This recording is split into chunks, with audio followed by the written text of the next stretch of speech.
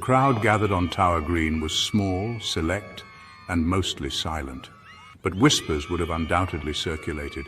They spoke of the Queen's beauty, her alleged crimes, the King's fury. They spoke of the French executioner, a novelty that added a frisson of macabre interest. The atmosphere was heavy, charged with anticipation and a sense of profound tragedy. It was during this period of waiting, or perhaps the evening before, that Anne made her famous, chillingly witty remark. Speaking to Sir William Kingston, she reportedly jested about the executioner.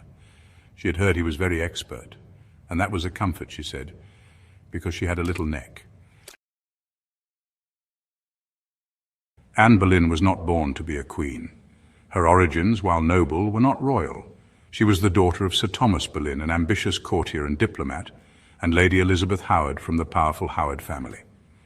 Anne spent several formative years in the sophisticated courts of Europe, first in the Netherlands and then in France. There she received an excellent education. She learned languages, music, dancing, and the intricate arts of courtly life.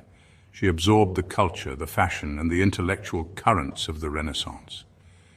This European Polish would later set her apart at the more provincial English court. She returned to England in the early 1520s, a young woman of considerable charm, wit, and striking appearance. King Henry VIII's infatuation with Anne Boleyn became the driving force behind what history would call the King's great matter. His desire to marry Anne and thus secure a legitimate male heir with her consumed him. He became convinced that his marriage to Catherine of Aragon was invalid in the eyes of God because she had been his brother's wife.